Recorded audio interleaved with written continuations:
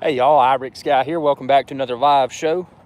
Sunday evening live show. Just getting out, getting some exercise, and gonna have a big, and I mean big week. I've got a ton of drone stuff in the works with Mavic Air 2, and let's see what else we got going on. Ton of stuff here. Let's see, we got rainy weather.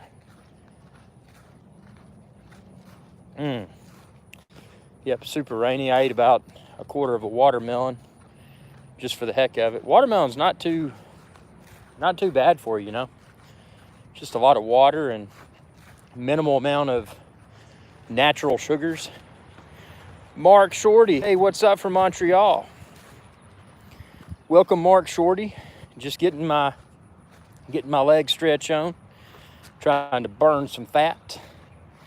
Montreal is actually on my to-do list, because I know there's a lot of in Montreal. There's a lot of good food there. Now, how far is Montreal from Banff? You know, Banff and Lake Louise and all that. Is that a long? I mean, is that like a drive, or is that more of a hop in an airplane and go from Montreal to Banff? Because that's something I'd like to do. Go up there and check that stuff out in Canada. Let's see. You can't fly a drone in Canada. You need to be a Canadian. Oh man. Well, if I can't fly a drone in Canada, maybe I need to go to another country then. Yeah, that's disappointing. When did they put that rule into effect? Was that recent, or was that that's disappointing, man. God, I guess they've gotten strict in Canada when it comes to drones. I've only been to Canada one time. I went to British Columbia, and that place was awesome, man. Good snow skiing and good hiking and all kinds of stuff. Banff is in Alberta, next to Calgary. Oh, they did it in June. Oh, yeah, I was up. I'd have to look back at my calendar. I was in British Columbia back in, very far from Montreal. Cool.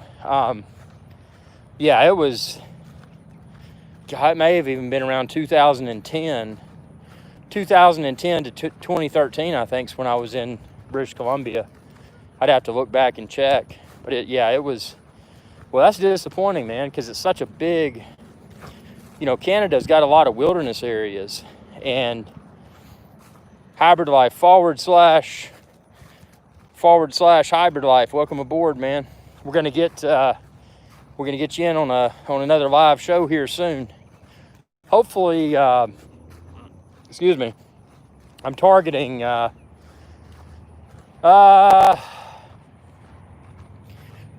end of the week for a studio show. Hybrid Life, I appreciate it, man. And thanks again for for all the tips, because that, that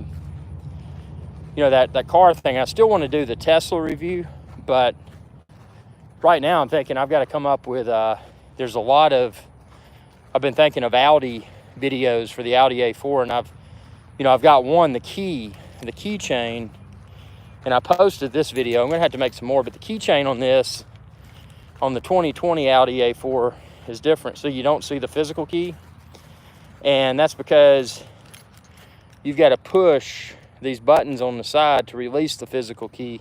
And that's only obviously if your battery inside of your key fob fails. But, you know, just a lot of how-to type videos. There's a lot of value in that. One of the things I want to explore in depth and on video is the new, the new Audi infotainment system. Because I'll be frank, I intentionally don't read owner's manuals, because if I don't read an owner's manual, then I'm approaching technology like a lot of people may. You know, they just play with it and try to figure it out. And that's when you find the pitfalls. And I'll tell you, at least in the 2020 A4 that I've got, they did away with that little, what they call it, the little MMI knob that's in between the seats. So it's all touchscreen. but you've got to log in and you got to create an account and log into the Audi. They call it My Audi, and it's pretty interesting. Brad says some of the worst time live shows for me lately, unfortunately. Yeah, it's been a weird schedule, man. I've been working on several different projects, and I'm going to try, hopefully in the next few weeks. I've got a few big things, man, that I've been working on, so I haven't had the opportunity to be more consistent with the timing of the show. What I'd like to eventually do is establish a, just a set time, at least, once a week. That's pretty consistent time for live shows. I think that'd be cool. And then just do, these pop-up shows like this whenever I can. So right now it's not too bad, man. It's only about 84 degrees, but it's easy when it gets up in the mid 90s. It's easy to overheat when you're doing I'm not jogging, but even just a walk, and you're walking 5, 6, 7 miles, you can easily overheat. So so I've got a lot of tutorial videos in the works, and obviously tons of questions. I've got a long laundry list of Mavic Air 2 videos that I'm still working on, and I've got to get those out because there's a lot of questions that a lot of people have had. And some of those videos, the Mavic Air 2 videos, like the hyperlapse, the first time doing that with the Mavic Air 2, just like the quick shots, the DJI Fly app, there's if you think you may have your video settings defined, you may not. So both the quick shot modes and the hyperlapse, you've got to go up into those little 3 dots in the top right and make sure that your resolution is set. In the case of hyperlapse, it was defaulting to 1920 by 1080, and it needed to be 8K. So, and with the quick shots also defaulted to HD, and they needed to be 4K. Russell says, according to Canada's National Aviation Authority, Transport Canada Civil TC, let's see, and I quote this from Russell, TCCA, flying a drone is legal in Canada, but we recommend being aware of and compliant with drone regulations. So the way I read that may mean I need to come back to Canada. Flying a drone is legal, but we recommend being aware of and compliant. So maybe, does that mean that, because I'm a United States citizen, if I come up there, I don't know. I need to check into that, because I would love to, take a current drone out in, out in British Columbia or somewhere and fly that around, because it's just it's a cool landscape anyway, but, when you're not used to that landscape, is completely different. And the cool thing is, all of those lakes up there, like Alta Lake and what's the other one? It was the one up by Whistler. It's Alta Lake and Lost Lake. Those things from the air and the snow and the ice, they're like mirrors, man. They look really cool. Make really cool drone videos, like super cool drone videos. So yeah, that's always been exciting. So with that being said, maybe I'll get up to Canada. Right now I'm just waiting on this virus to pass. Mark says, I had to pass an exam to be able to fly. Whoa, that's crazy. Russell says, I could not find anything that said U.S. citizens could not fly a drone in Canada. Canada's rules are pretty close to our rules. Interesting. Well, that's what I like about, flying drone in the Caribbean is that, most of those islands, there's no, there's nothing. There's no airport, no heliport, just just a straight up piece of sand, man. So, but I want to get the remote and frozen landscapes like you find in Canada. So I guess I could go to Alaska. Now, obviously, I could not fly in Denali because that's a national park, which I think is crazy. That's something that irritates me, because if the United States allowed drones in national parks, to me, that would be, one of the best places to fly, because you got the natural scenery. You've got wide open places where you don't have, any obstacles have to worry about. But, for whatever reason, they disallow drones in the national parks. And, if they were smart, since the government likes to tax everything they can, if they were smart, they would say, hey, if you paid, such and such fee, we'll give you a permit to fly a drone for, X number of hours or X number of days in a national park.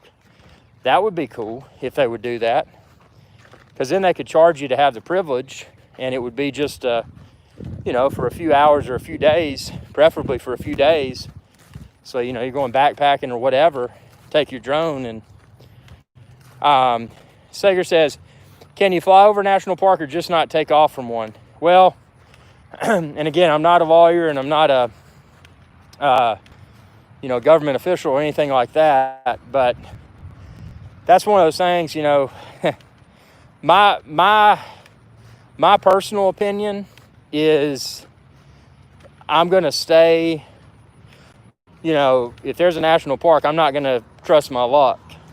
I'm not going to fly over it. So when I see that boundary, where that boundary begins, I'm going to make sure that I don't pass over it, whether I'm in the air or on the ground. And I don't know. That's an interesting question. But, again, I choose to err on the side of caution, because I don't want to, I don't want an incident. I don't want to be that guy on the news that is, is getting in trouble because he was flying a drone. That's just not, I just don't want that publicity. And it's also bad for the hobby. Mark says, just go to Transport Canada drone on Google for all the rules. I'll do that, man. I will do that when I'm back in the Irish Skies Adventure Channel studio. But yeah, I'm planning, since the channel has travel restrictions, the channel right now can't travel by way of any form of mass transportation. So that includes airplanes, that includes boats, that includes trains, that includes buses. But what the channel can do is travel by way of vehicle, as long as there's not more than 3 Irish Skies Adventure Channel crew members in the vehicle. So with that being the case, I'm trying to figure out what to do this year as far as destinations are concerned, because I always like obviously I love the Virgin Islands, but that's not doable, because I'd have to get on a boat with a lot of people, or an airplane with a lot of people, and it's disallowed right now. So I think what I'm going to do is just get in a vehicle and go somewhere really random and cool with a bunch of good scenery, and get a bunch of drone videos, get a bunch of obviously Sony Alpha videos, and bring it to the channel. Man, I got wicked indigestion. I ate like 4, not full-size burritos, but those little frozen, those cheap burritos you get at the grocery store. There's like 4 in this like plastic thing. I think there's 8. So I ate, they're not full-size burritos, they're decent size. So I ate 4 of those burritos. They were good, for what they were, but man, I got wicked indigestion, dude. But that's why the walking is important, just get out and sweat out all that food. And haven't had a drink since, let's see, when did I have a drink? Would that have been is that Thursday night or Friday night? One of the live shows in the studio. So yeah, I haven't had any rum since then. But I'm on target to do that Friday during the live show. And hopefully, again, Friday is when Rob, the founder and developer of Eloque, Eloque rather, not Eloque. Eloque or Eloque, I can't even pronounce it right. But he's the guy that's making the new social network that's going to change social networking as the world knows it. Again, not a YouTube competitor. So if YouTube's watching this, don't be nervous. If Facebook's watching this, please be nervous, Facebook, because this is going to put a dent in your well, we'll just see what happens.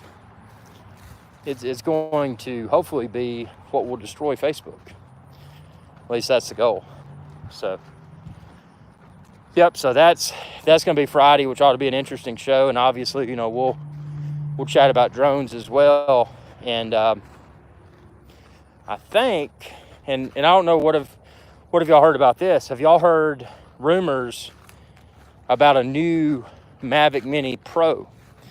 You know, a Mavic Mini Pro that's, you know, small, ultra small, and ultra lightweight, but has a 4K camera.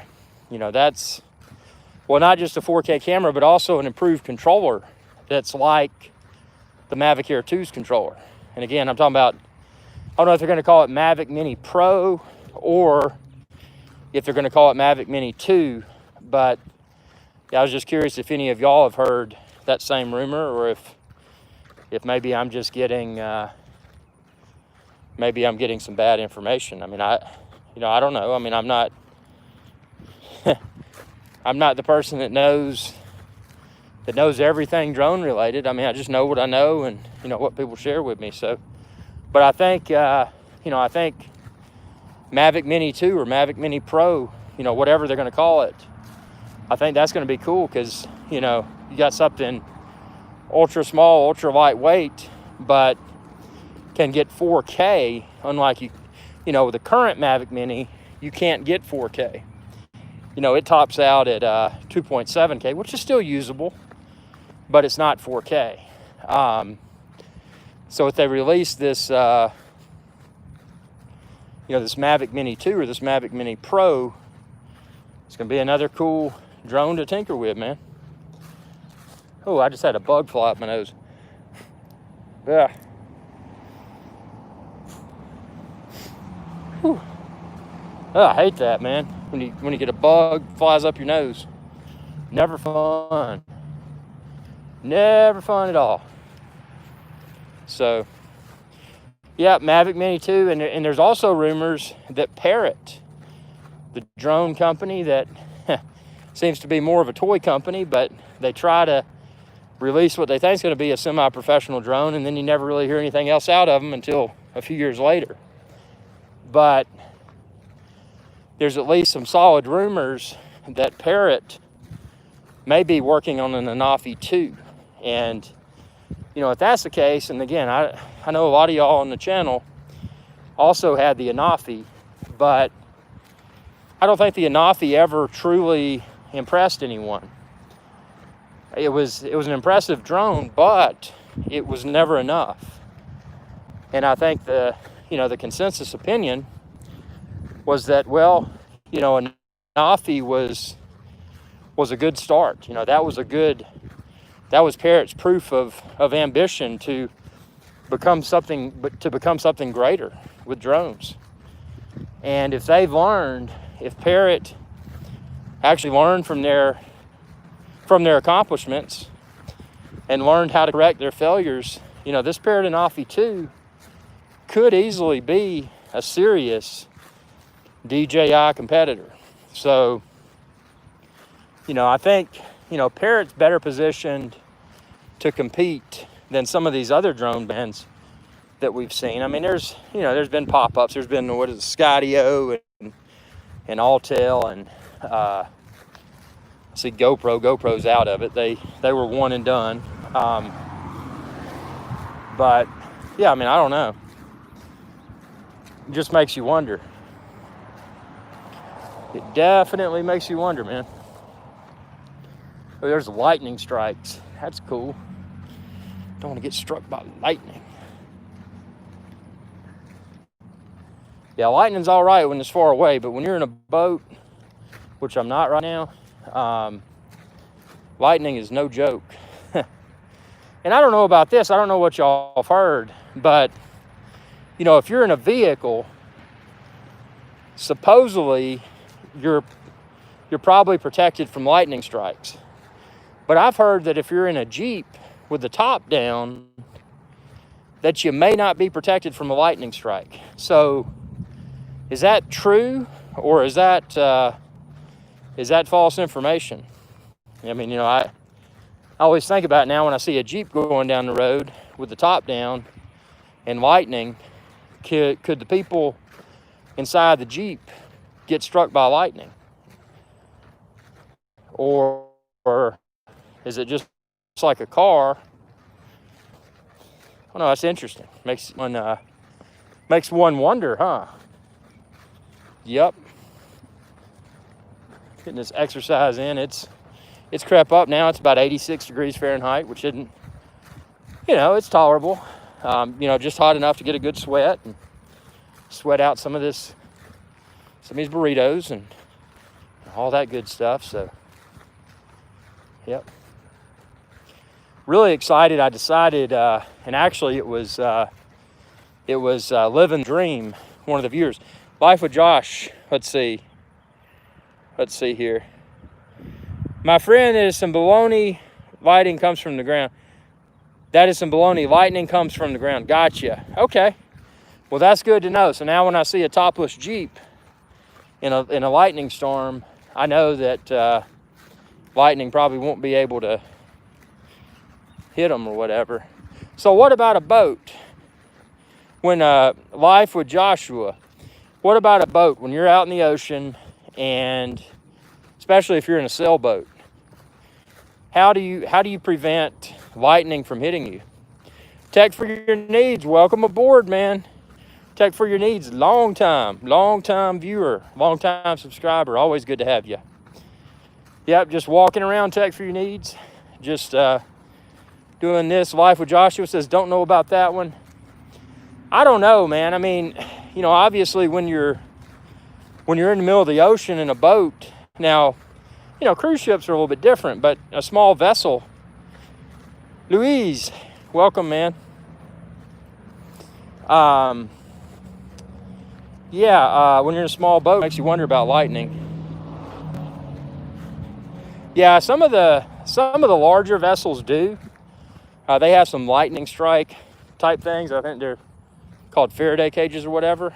The thing with lightning for a vessel that's so bad is when you know, if a boat gets hit, if the crew's okay, the problem is often it can knock out all the electronics. So, you know, if you're a few hundred nautical miles out and lightning hits your vessel and then you're flying blind, you really got to know you got to really be up on your seamanship and know, you know, how to navigate that vessel back to safety without any instrumentation. So, yeah, it's crazy, man. Yeah, so bunch of cool tech, you know, obviously. Better hope you have some panties. That's what Life with Joshua. Yeah, you get out there and you lose your navigation in your boat. You know, you're flying blind, man. Well, I mean, you're not flying blind if you still got your eyesight, but you know, if you've ever been a few hundred nautical miles at sea, regardless of the direction that you look, all that you see is the sea. So, you know, there's, you know, and I mean, you can use navigational aids. You can use paddles. Yeah, that makes more sense. Yeah, your paddles. Yeah, but you can use the sun. You know, the sun, it rises in the east and sets in the west. And then you got the North Star. So, you know, during the day and at night, there's navigational aids that can be used to head in a certain direction. The thing is that you've got to know where you are, because, you know, if you're trying to hit a small speck of land without navigation, you know, you may be too far north or too far south, and you may miss it. You know, it's no joke. I mean, even larger lakes, man, when you're out there, you know, you can get, you know, disoriented. Even if you can see the shore, you know, you can get, you know, your sense of direction can be can become an issue even without lightning strike. One time I remember, and this wasn't at sea, this was just out on a lake, but there was this boat, and it was going down the you know, going through the lake, and I looked over and they had a couple of speaking of paddles, they didn't have paddles, they had a top of a cooler, and they were paddling this boat, and it was going, there was a big a dam, you know, where spillways are and waterfalls, and, you know, through the spillways, and they were heading towards that. So, you know, there's a lightning storm, and, you know, I got back in my boat and went out and, you know, tossed them a line and brought them to shore. And would you believe those people didn't even as much say a thank you? I mean, it's like society today, man. It's like, this was a few years ago, but it's just like people, they just take stuff for granted, man. It's just like, so basically I risked my own life to go out and get them back safely to shore because they were paddling. One or two things was going to happen. They were going to wear themselves out, and they couldn't keep up with the current. They were in a smaller boat, and they were going to be stuck either against that spillway or going over the spillway, which would have been fatal. Or they get struck by lightning, or, you know, who knows what else. But yeah, so I'll never forget that. But, you know, that's just the, I guess that's the sign of the times, man. So, you know, it's, you never know the adventures that you will find while at sea or just while on the lake. And you never know. It's always exciting.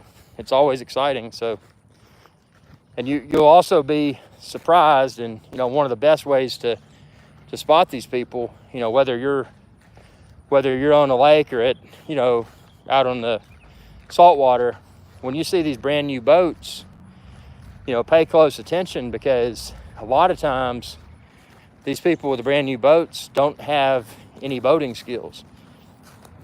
I've seen people, you know, with super high-end boats, and they don't even have bumpers, and they don't even have lines in their boats. I mean, just basic boaters things. I mean, beyond safety equipment. I mean, this is just, well, when you dock, you know, how are you gonna tie off? And how are you gonna protect the side of your boat? You know, you gotta have bumpers, you gotta have rope, which is line. When you're on a boat, it becomes line instead of rope. That's just a, you know, that's a mistake a lot of people make. And the people that do have the rope, they call it rope, and, you know, they're newbies, because it's not called rope, it's called a line when you're using it on a boat. So, but yeah, those people, watch out, because, you know, it's not yourself, you know, it's the other people. And then the people that are flying into, you know, when you're anchored up in a cove where all the boats are anchored up, people are out behind the boat swimming, boats are tied together, and then these idiots come through in a brand new boat at a high rate of speed, not realizing that you don't go that fast outside of the channel. Safety hazard, man. I mean, it can be, you know, there's a lot more dangerous things out there on the water than the lightning. And I mean, the lightning's pretty dangerous, but, you know, there's a lot more dangerous things. And then when it gets dark, if you don't have proper navigational lights, you can't be seen. But even if you do have proper navigational lights, you probably don't have lighting on your vessel to where you can see other things. And, there's big boats out there, some of which, that little port and starboard indicator, the red and the green, it's often hard to see. And then that just will be coming the edge, maybe way off to the side of that on the port of the starboard side. So if you can't see it, it can get nasty, man. And I see a boat right now going, it's just going down the road, but yeah, just ignorance today, man. Like I said, I used to love road biking. Riding a bicycle down the road was good exercise. But because of all the texting and driving, I discontinued road biking. And I do the gym, and I do walks, and I do hikes. So it's, this stuff's crazy, man. But hopefully this drone hobby will continue to evolve, because I think it's a safe, educational, and fun way to spend time. And I definitely think it's going to be a huge business for the future. We haven't even seen the true capabilities of drones yet. We've seen what drones can do, but we haven't applied that technology to business applications. How can we integrate drones into a variety of different industries? And that's where we're going now. So, that's the goal. My goal, and it always has been, and admittedly it was 40, but now it's been pushed to 42. My goal is to comfortably, not like nickel and dime myself, but comfortably be able to retire by the age of 42, which I think that's a doable goal. It's just, it's one of those things, you gotta keep tracking the current business climate. You got to get on what's hot. You got to fully embrace it. You got to grow your business models. You got to move on and do more concurrently. So it's always good just to get out and walk, though, and be able to, temporarily turn off business, because, you do too much business, you can become overwhelmed with let's just call it business anxiety. You got multiple ventures, and you're thinking about it, and it's important to have that on-off switch. But if you set metrics, or if you set milestones rather for yourself, and you watch the metrics and you track those metrics, it doesn't have to be hour by hour. It doesn't even have to be every day.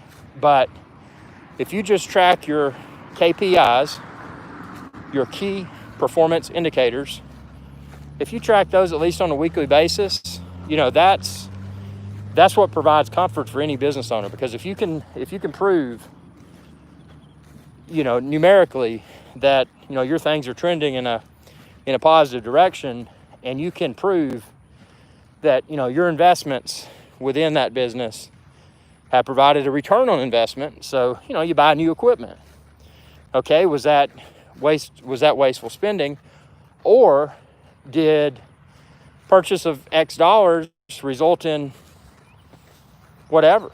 That's just, it's interesting. So, that being said, it's going to be, I'm excited. The end of this week, we're going to have, that show on Friday. We're going to try to do another live show. I'm hoping maybe Wednesday evening of this week, a live in studio show as well. I think I'm going to swap, because I've been using, it's a really old Apple TV, and I've been using that for my chroma key green screen backdrop, full motion video backdrop. But I found that when I loop, that when it starts the next loop, it shows the little